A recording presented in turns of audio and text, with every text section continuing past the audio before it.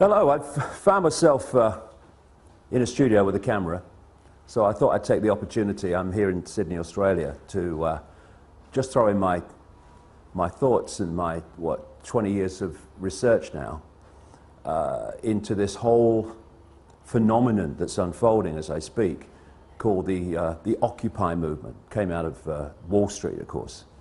And it's a great thing. It's fantastic that people are waking up to the point where they're saying, I'm a slave, and I ain't having it anymore. That's the great Rubicon that needs crossing so we can do something about this.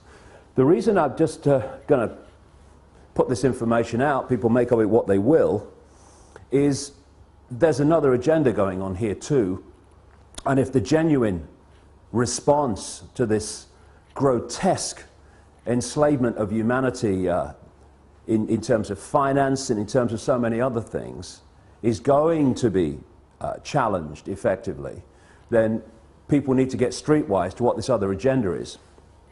And also the fundamentals of what we're dealing with. So I'm going to take it in stages. First of all, the fundamentals of what we're dealing with. If anything is going to happen that's going to change this tyranny of global banking and global finance, then first of all, the way that money is created, or what passes for money is created, has to fundamentally change. If this doesn't change, nothing's going to change, because the power doesn't move. There's no change in the power dynamic of money creation, because people don't realize this in vast, vast numbers, that when you ask the question, how is money created, where does money come from, people have this kind of feeling, well, it's the government's in it. No. Overwhelmingly, massively overwhelmingly, it is not the government's. It is private banks, which, if you do the research, owned by the same people under different names, the same network under different names. Private banks are creating what we call money out of fresh, bloody air, and then charging us interest on it. And it works like this. If you go into a bank and you borrow $50,000, what does the bank do? Does it move precious metal anywhere? I mean, what does it do? What it does is it types into your account $50,000. And from that moment, you start paying interest on $50,000 that has never, does not, and will never exist. Fresh air, theoretical money called credit. This has been allowed to happen because, again, when you do the research, the same networks that control governments and therefore pass legislation to do with banking are the same networks that control the banks and the banking system. Therefore, laws have been passed called fractional reserve lending that allow banks to lend at least, and my goodness, it's at least, 10 times what they have on deposit. So when you put $1 in a bank, that bank can now lend 9/10 that it does not have. Fresh air, figures on a screen. Not only that, you borrow $50,000 from a bank. What does it do? It types into your account $50,000. Okay, now you're paying interest on it. But you take $10,000 and you say, I'm going to buy that car, and you give $10,000 to the guy who owns the car to buy the car off him. Now the guy who's received your $10,000 that was created out of nothing in the original $50,000 now goes and deposits the 10 grand in his own bank. Now that bank can lend 10 times the 10 grand that was created out of nothing in the first place. This is what's going on. And then if you follow one loan, $50,000 or whatever, you follow that through the banking system, and that one loan allows the banking system as a whole to create phenomenal amounts of non-existent money we call credit from that original non-existent credit loan. This is how the banking system, ladies and gentlemen, have taken the world over. Why wouldn't it when they can do that? And there's another little scam here. All written in, on purpose, cold, calculated. When you go into a bank and you borrow $50,000, the bank creates, even in this theoretical, ludicrous way, $50,000. But you're not paying back $50,000, you're paying back $50,000 plus interest. The interest is never created, even as credit, which means a simple fact. At any point in time, coldly calculated, designed to be, there is never anything like enough units of exchange, money, in circulation to pay back all the principal on the debt and all the interest on the outstanding debt. Therefore, people losing their homes, losing their businesses, losing goodness knows what else that they've worked for, is built into the system. Now, when you have a boom and there's an expansion of this non-existent, ludicrous money called credit, then Peter pays Paul hides to a large extent the fact that we're in this situation where the outstanding debt cannot be paid back or even nearly paid back plus interest because there isn't the units exchange to do it. But when you go into a recession or a depression and there is a contraction of those ludicrous units of exchange in circulation, then it becomes blatantly obvious that there's not enough units of exchange to pay back all the interest on the debt and all the principal, and that's why you get this explosion, which we've got now, of people losing their homes, losing their businesses, losing their land, their farms, etc. And all these tent cities that are appearing around the world. And so we have a system where the private banks, in the end controlled by the same network, not least around the house of Rothschild and others, the Rockefellers too, in America, have been given this level of power to create money and dictate completely, beyond governments, global finance. And that's why they're able to create booms and busts at will. That's why when they want to create a bust and a depression, which they have now, what do? They refuse to issue the same amounts of ludicrous credit units of exchange. And what do we call it? Oh, the banks have got a credit crunch. A credit crunch, what's that? It's suppressing the amount of money in circulation, so by definition creating this situation we're in. The whole money system has been designed from its creation to be a system of human enslavement and human control and human suppression. So first of all, any occupying protests around the world on the agenda has to be the end of private banks being able to create money out of fresh air on a computer screen and charge interest on it. Now here's a question.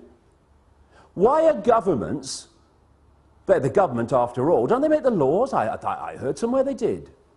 Why are they not creating their own currency interest-free and circulating it interest-free? Therefore, it does the job it's supposed to do, which is to be a unit of exchange to overcome the limitations of barter.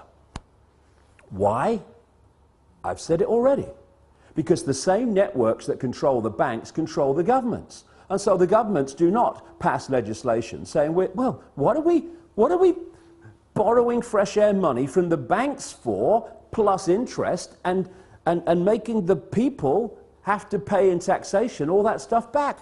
All we got to do is create our own money interest-free, because you see, at the moment, the very unit of exchange which allows economic activity to happen is created at the very start as a debt by people borrowing money from banks called credit.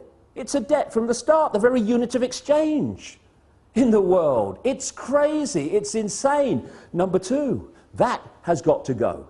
No more governments, and we need to redefine what we see as government too. No government borrows money at interest from private banks. Ludicrous. Then there's another thing. Like I say, whether we have a boom or a bust is decided by this very banking system. because they have what they call an economic cycle. It's total corruption and total manipulation. First of all, they put lots of units of exchange out, credit. Oh, you know, you earn 2 and 6 a week? Okay, have this £500,000 house. Yes, here's the money, take it. And they put lots of units of exchange in circulation. And there's a boom, manufactured, and when people are in a boom and they get confident about their jobs, they go into more debt, bigger house, bigger car, all the rest of it. And then what they do at an optimum point, this is what they did in 2008, is they take or create an excuse to take money out of circulation. Now the economic activity generated by that amount of money in circulation is no longer possible. And we move over here, fishing line coming in now, to a depression or a slump. People do not lose their homes overwhelmingly because they don't want to work anymore. They lose their homes because there's not enough economic activity to generate the income to pay the mortgage. Companies don't go bust because they think it would be a bit of fun. They go through a bust because there's not enough demand for their products at a time of a downturn when the money in circulation is being reduced. And what happens? The banks that have created this problem in the first place, they take the homes, they take the businesses, they take the land, they take the real wealth for having not been paid back money that has not, does not, and will never exist. This is the power that the governments, controlled by the same network, have given to the banks to control planet Earth. Anything that comes out of these Occupy protests that does not include demands, not taking no for an answer, this has got to go, it's going to change nothing. And there's another couple of things, maybe a few more, that I'd like to get across to those that are brilliantly protesting around the world. Because there's nothing more manipulatable than genuineness that isn't streetwise. And what we need to do, if we're going to really bring an end to this outrageous, inhuman nonsense, is we have to get streetwise pretty damn quick. Because there are people, vultures, flying around, flitting around these protests, not least in Wall Street, trying to direct it in a certain direction that will make the world more enslaved and more unjust than it is now. There's certain coordinates, 3 will do in this presentation, if you like. 1, where does this network behind the banking system and behind governments and behind the transnational corporations, where does it want to take us? Okay? Well, simple. It wants total control over the entire human race, mentally, emotionally, physically, and financially. And to do that, and there's a few, compared with the 7 billion global population, there are a handful of people at the core of this in full knowledge of what they're doing. They have to constantly centralize decision-making. Because the more you centralize decision-making, the more power the few have over even greater numbers of people. The other thing that goes on is the more you centralize power, the more power you have centrally to centralize even quicker. So the process of centralization of power, it's been given a word now for a long time called globalization. This can move quicker and quicker and quicker through this process of centralized power, more power to centralize even quicker. What they want to create, I've been writing about this now for nearly 20 years, is they want a world government that would dictate all laws, apart from a few local things. All the major laws will be dictated by this world government, just as the European Union dictatorship now dictates something like 75% of the laws that are passed in Britain. They want a world government then that would dictate to everybody on the planet. They want a world central bank that would dictate all global finance to every what is now countries, though they want to break them up into regions. They want a world army to impose the will of the world government on anyone that doesn't want to accept it. That's what NATO is now. You know, when they're justifying bombing whole cities of civilians on the pretext of protecting civilians, and they say the world community has decided, we have G8, and the international, that's code for world government. And when they then say, we're going to bring NATO in because the world community has decided, no, actually, America, Britain, France, and one or two others have bloody decided, and Israel. They are talking about NATO as a world army. The idea of this structure, where they want to take us, is to have a world government that says, these people, or this group, or this, what is now a country, is not accepting our diktats, send the boys in. And that's what we've seen in Libya. That's what they're trying to bring in Syria. That's what we're seeing increasingly around the world. The international community has decided, send the boys in. NATO, de facto world army. International community, G8, de facto world government. We're seeing it being moved into place. They want a world single electronic currency that would replace all other currencies. No more cash. So now you go into a shop or something, you hand over electronic money, a credit card. The computer says, no, won't accept your card. You least now, still, although it's going out of circulation at an extraordinary rate, you can still say, okay, I'll pay cash. What about when there's no cash and that computer says no to your credit card or your microchip as it's designed to be eventually? That's deciding if you purchase or not. It's all about control. And so they want this world currency, and that's what we're seeing in Europe now. People say, oh, the euro's not working. Look. No, it's not. And you know why? Because it's not supposed to work. It's just a stepping stone. You had all those currencies in Europe, in Italy, in France, all these different currencies. They wanted on the process of getting to this world currency to get rid of them. So they replaced them all, nearly all of them anyway, with the euro. Now all those currencies in one fell swoop gone. Now we're down to one in Europe, in most countries, the euro. So now what do? They want to make the euro not work as the next stage of getting more and more into this, towards this one world currency. So, another thing to mark the card for anyone involved in these Occupy protests, if any suggestion comes along that we should go to some form of world government, or to, and they're even talking about it now, to a world central bank and all this stuff, no, no, no. Listen, it's centralization of power in this world that has got us into this mess. If you have diversity of decision-making, there's so many points of decision-making, no cabal at the center can dictate that or manipulate that on anything like the scale that it can when you have centralization of power. So we've got the European Union, we've got which is a fascist dictatorship or communist dictatorship, whichever we want to call it. We've got this single currency and all the rest of it, all this economic disaster in Europe, all manipulated on purpose, as it is in America and elsewhere. And I'm seeing people say, well, the answer to all the problems caused by this constant centralization of power, we need more centralization of power. Let's go to a world level now. And yet, as I've shown in my books for 20 years, this is exactly what the plan has been all along.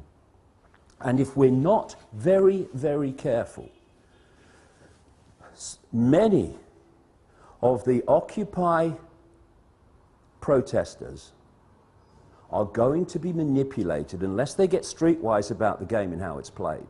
They are going to get manipulated into accepting, even demanding, a solution to a problem that is going to make the problem even worse and the enslavement of humanity even more extreme.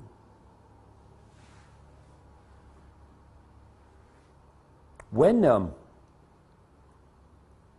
you look at where they want to take us, which is into this centralized global dictatorship,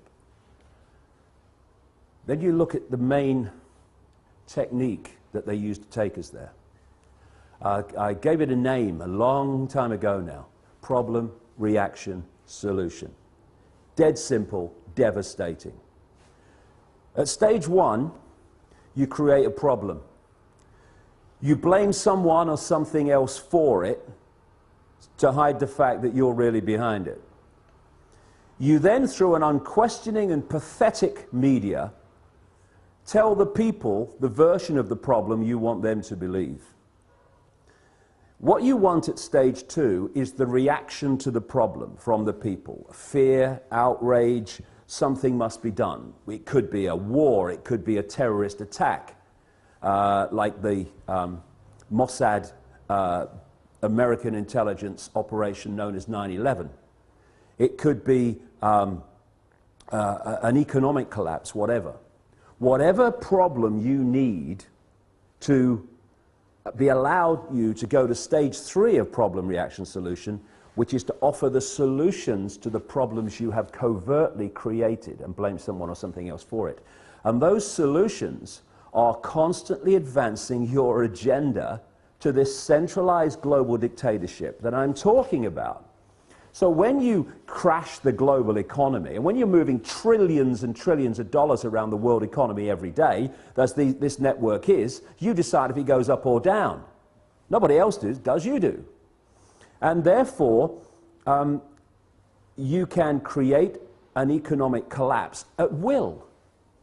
That's what they did in 2008, and they've gone on with it since. And the idea is that that problem is then offered a solution. And people like the Rothschild-controlled bagman and billionaire George Soros, one of the major funders, by the way, into existence of MoveOn.org, which is trying to move in, this Democratic Party-owned, cabal-owned operation, moving in on the Wall Street protests and stuff like that. You can then offer the solutions that Soros and others are offering, which are what? To solve this economic global crash, we need a world central bank. Stands back in amazement. I'm shocked. Knock me down with a feather and I shall swoon. It's so blatant, it's so callable, it's an open book once you do the research and you realize where this is going. And so, it's so vital as we've reached this point, this cusp where so many people have gone through or are going through this process now, where they're saying, I'm a slave and I'm not having it. And then they go to the next stage, which is what we're starting to see.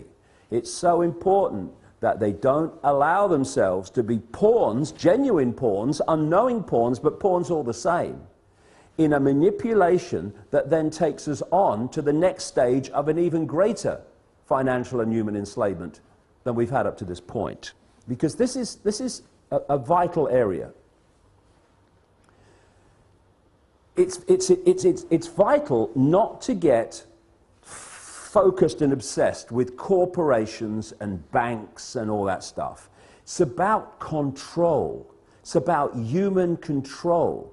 And the form it takes doesn't matter to these people.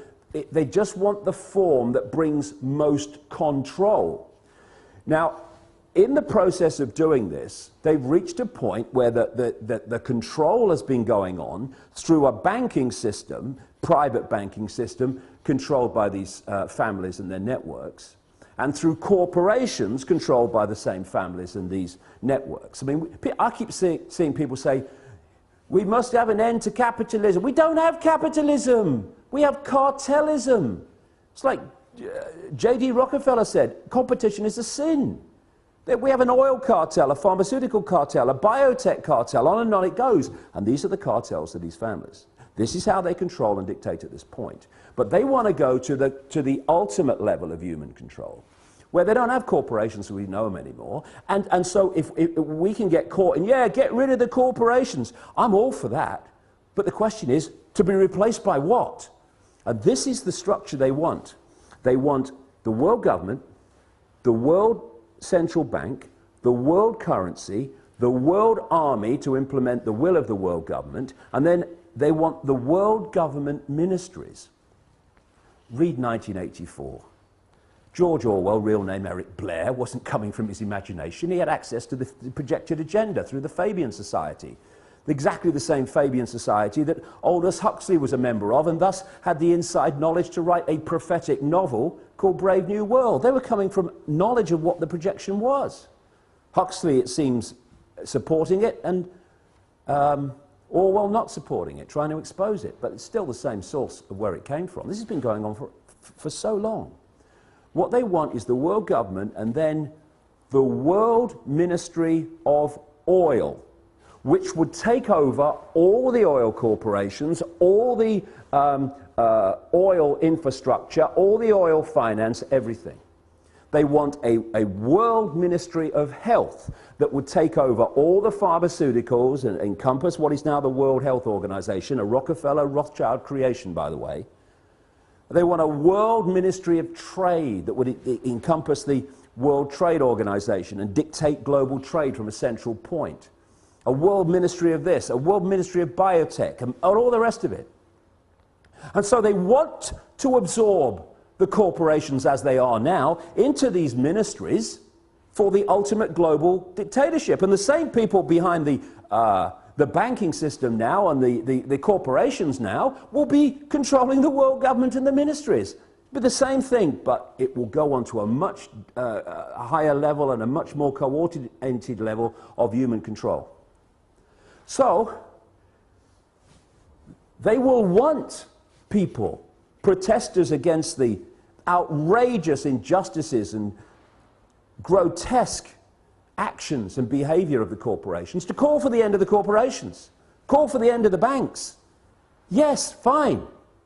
But we have to dictate what replaces them.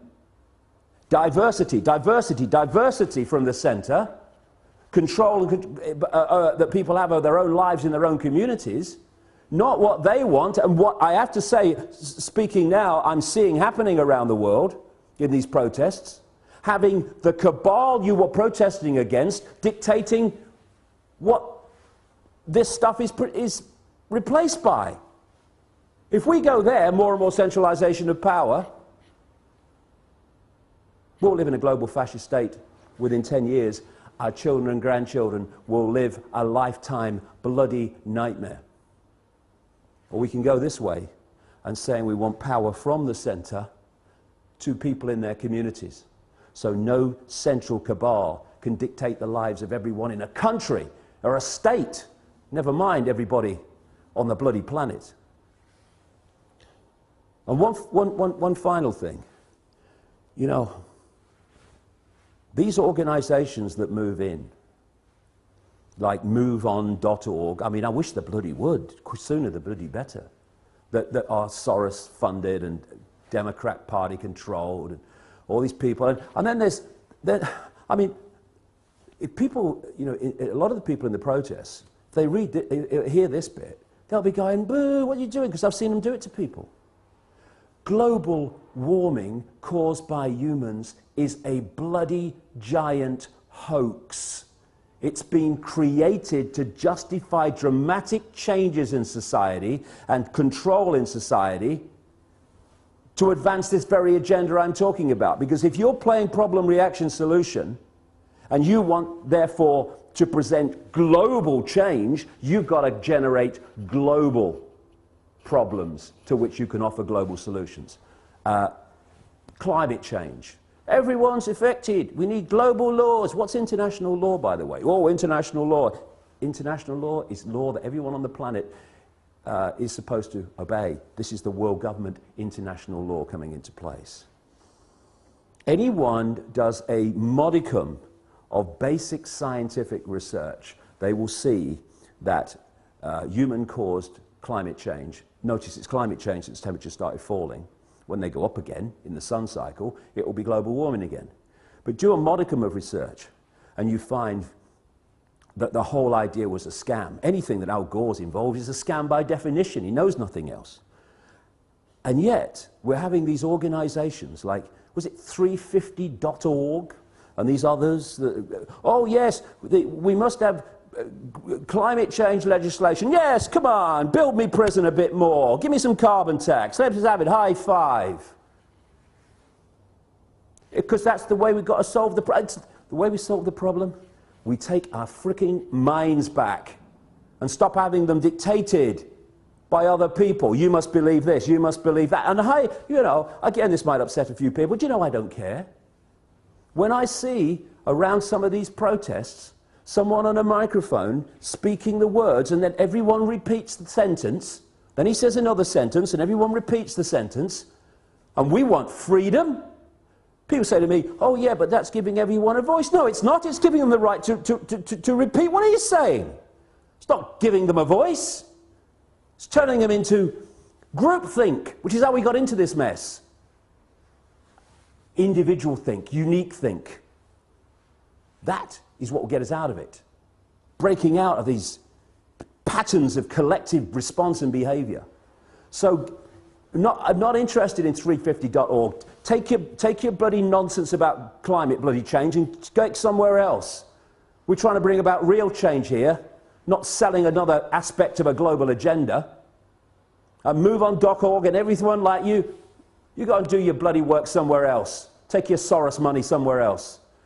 This is going to be a revolution that's going to make a difference. It's going to be a revolution of people, not organizations, not cooperating with their own enslavement, individually, and yes, together, collectively. This is a great opportunity to make a difference. But we need to get streetwise, and we need to get these parasites of the genuine energy of the people who've concluded, I'm a slave and I'm not having it, out of this whole deal. Because if we don't, they'll take it over and they'll do what every other one has done when it seems like some change is taking place. Look at Obama. Change, I stand for change. No, you don't. You stand for business as usual, and then some, as we've seen. It's just a word. Real change happens in changing real lives, not in spouting the fricking syllables change or change. One syllable, two syllable, one syllable. It doesn't bloody matter, does it? Because when Obama says it, it could be 50 bloody syllables. Nothing's going to change for the better, because he ain't there to do that. So we have to do it. Come on, let's go.